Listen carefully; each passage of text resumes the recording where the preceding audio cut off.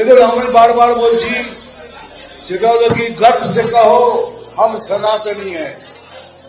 সনাতনী হলো বিগেস্ট পাওয়ার। আমরা সনাতনের সন্তান। একদম একদম মিথ্যে কথা, সরাসরি মিথ্যে কথা। কোন বাঙালিদের মারা হচ্ছে সেটা বলুন। খালি খালি সমকাজ মানে ঝগড়া লাগিয়ে, উস্কানি লাগিয়ে ব্যাস ভোটটা কোনো আমার পার হয়ে গিয়ে, কিন্তু বাঙালি হয়ে আমাকে কেউ এরকম ভাবে এ করে। तो मिथुन चक्रवर्ती को मैं ही कहूंगी, I am a disco dancer तक तो ठीक था, लेकिन देशवासियों को अपनी उंगलियों पर नचाने की चेष्टा मत कीजिए। लेकिन आज जितने ही ज्यादा वो सरफिरे नेता बनते हुए नजर आ रहे हैं, भाजपा में जो लोग भी हैं, वो जो भी हो, आप देख लीजिए, उनके लोअर लेवल के कार्यकर्ता से लेकर टॉप जो उनके लीडर्स हैं, जिसमें मिथुन चक्रवर्ती भी आते हैं, ये लोग जब माइक पर आते हैं, वो लोग क्या कहते हैं उन्हें खुद नहीं पता होता। 2026 चुनाव नजदीक है, ऐसे में बीजेपी की तरफ से भी कार्यकर्ता सम्मेलन किया जा रहा है। इस बार हाल ही में मिथुन चक्रवर्ती आरामबाग पहुंचे थे। उन्होंने वहां से बीजेपी कार्यकर्ताओं को संबोधित किया और ममता बनर्जी पे भी हमलावर हुए। उन्होंने साफ तौर पर कहा है कि बंगालियों पर बंगाल में अत्याचार नहीं हो रहा है। ऐसे में आज हमारे साथ मौजूद है सोशल एक्टिविस्ट और टीएमसी लीडर सोफिया खान। उनसे बातचीत करेंगे और जानेंगे कि उनकी क्या कुछ राय है। सोफिया जी, मिथुन चक्रवर्ती जब आए हैं तो उन्होंने साफ तौर पे कहा है, क्योंकि हमने देखा था कि ममता बनर्जी ने रैली की थी कि बंगाल में बंगालियों पर अत्याचार, जो बीजेपी शासित राज्य है वहां पे बंगालियों पर अत्याचार हो रहा है, तो इस पे मिथुन चक्रवर्ती जो है ममता बनर्जी पर ही हमलावर हो गए। क्या कुछ कहेंगे? देखिए, सबसे पहले मैं कहना चाहूंगी कि जितने ही ज्यादा प्रिय अभिनेता रहे हैं 80 के दशक से मिथुन चक्रवर्ती, मैं भी उनकी कभी एक फैन थी, लेकिन आज जितने ही ज्यादा वो सरफिरे नेता बनते हुए नजर आ रहे हैं, वो तो उनके टिप्पणियों से, उनकी बातों से, खासकर एक बंगाल वासी होने के बावजूद, बंगाली होने के बावजूद, बंगालियों के प्रति उनके अंदर कोई भावना नहीं है, और इस तरीके के कटु भाषा की मैं निंदा करती हूँ। देखिए, ममता बनर्जी खुद के लिए नहीं लड़ती, बल्कि जितने भी बंगाल वासी हैं, देखिए, बंगालियों के लिए संग्राम ममता बनर्जी का 90 के दशक से ही देखा जा सकता है।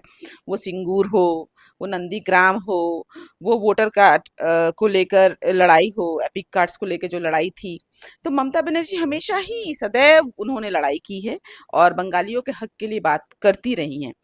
भाजपा में जो लोग भी हैं, वो जो भी हो, आप देख लीजिए, उनके लोअर लेवल के कार्यकर्ता से लेकर टॉप जो उनके लीडर्स हैं, जिसमें मिथुन चक्रवर्ती भी आते हैं, ये लोग जब माइक पर आते हैं, वो लोग क्या कहते हैं उन्हें खुद नहीं पता होता।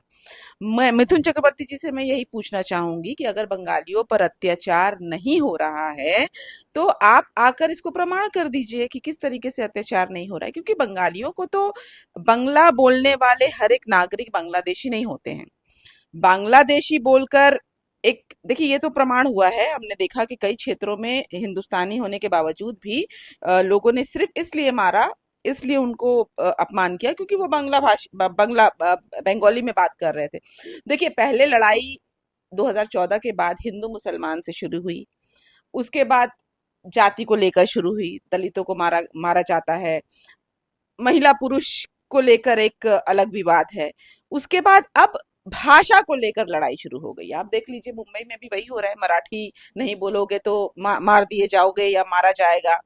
ये क्यों हो रहा है? ये एक्चुअली ये बीज था, ये नफरत की बीज जो भाजपा ने बोया, वो अब धीरे धीरे ये सोसाइटी में, ये समाज में, जिसका डर था, वो समाज में अब उभर रहा है।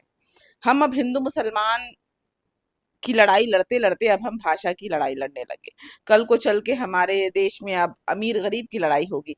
ये लड़ाई अब थमने वाली नहीं है जब तक भाजपा सत्ते पर है। तो 2025 में मुझे पता है कि अभी हाल फिलहाल बिहार का चुनाव है। बिहार के चुनाव, देखिए, जब भी चुनाव आता है, कुछ इस तरीके का टिप्पणी भाजपा के नेताओं से मिलना कोई बहुत ताज्जुब वाली बात नहीं है। ये लोग जो भी बोलते हैं, इसमें कुछ ना कुछ एक विषय रहता है ताकि ये चर्चे में बने रहे, भाजपा चर्चे में बने रहे। तो चुनाव है, चुनाव से पहले बहुत सी चीजें होंगी। मुझे तो डर ये भी है कि कोई आतंकी हमला ना हो जाए, जैसे आपने देखा पहलगाम में जो हुआ। 2019 में जिस तरीके से पुलवामा अटैक हुआ था ठीक चुनाव से पहले, तो मुझे समझ में नहीं आता कि ये चुनाव से पहले ही ये सारी घटनाएं क्यों घटती हैं। ये सवाल बीइंग एन इंडियन मेरा है और लोगों को भी ये जरूर पूछना चाहिए।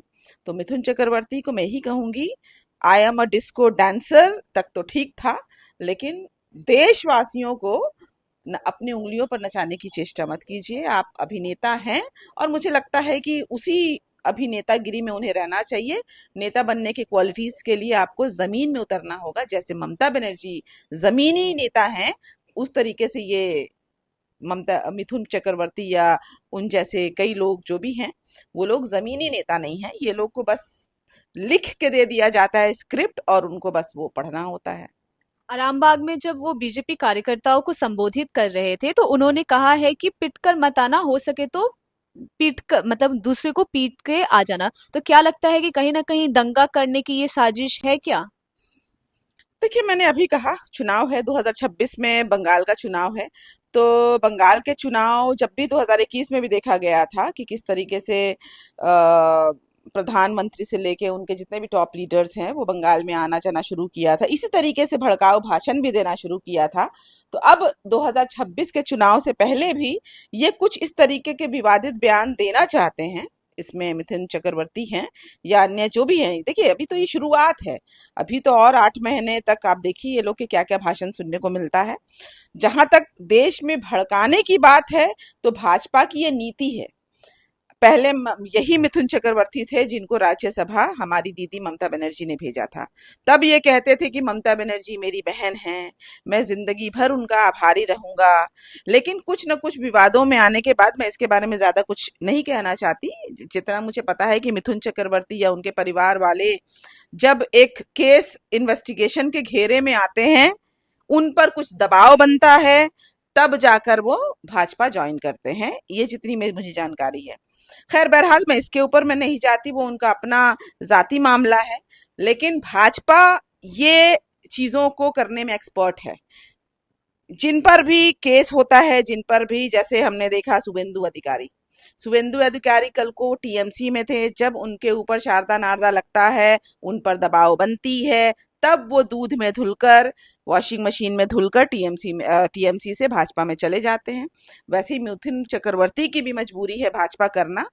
आपकी मजबूरी है, आप कीजिए, लेकिन बंगाल वासी मजबूर नहीं है। बंगाल वासी देश के उतने ही नागरिक हैं जितना देश में अन्य लोग हैं। और भड़काऊ भाषण जो लोग भी देते हैं, मुझे लगता है कि freedom of speech, fundamental right, अधिकार ये जरूर दिया गया है हमारे संविधान से, लेकिन हमें लगता है अपनी सीमाओं का उल्लंघन नहीं करना चाहिए। देश में भड़काने के आरोप में मुझे लगता है उन्हें सजा जरूर मिलनी चाहिए। क्या आप बनना चाहते हैं एक प्रोफेशनल ब्यूटी एक्सपर्ट? तो अब आपके लिए है एक गोल्डन अपॉर्चुनिटी जो बदल सकता है आपका करियर और आपकी जिंदगी। Rubina Kazi salon and academy एक ऐसा नाम है जो आपको दे रहा है professional training, beautician, skin, hair, cosmetology के हर कोर्स में। यहाँ सिर्फ 45 दिनों में ही दे सकते हैं आपको चुनिंदा ट्रेनिंग, बेसिक से लेकर इंटरनेशनल लुक्स तक। जी हाँ, 10 एक्सक्लूसिव लुक्स की expert training, Brazilian makeup, water resistant makeup, illuminated look और भी बहुत कुछ सीखने को मिलेगा। और सबसे बड़ी बात, ISO बेस्ड कोर्स जो कि वर्ल्ड वाइड अप्रूव्ड है। यानी कोर्स के बाद आप दुनिया में कहीं भी जा सकते हैं और शानदार जॉब पा सकते हैं। यहाँ आपको अपने सपनों की उड़ान के लिए पैसों की कमी नहीं महसूस होगी, क्योंकि यहाँ है EMI इजी ऑप्शन अवेलेबल। पता नोट कर लीजिए, Rubina Kazi salon and academy, 4th floor, Devi market, Greek Orthodox church के पास, Hazra Kalighat, new sky wall bridge के सामने। तो इंतजार किस बात का, आज ही जुड़िए रुबीना काजी एकेडमी से और बनाइए अपना फ्यूचर और भी ज्यादा ब्राइट। सीट सीमित है, तुरंत संपर्क करें इस नंबर पर।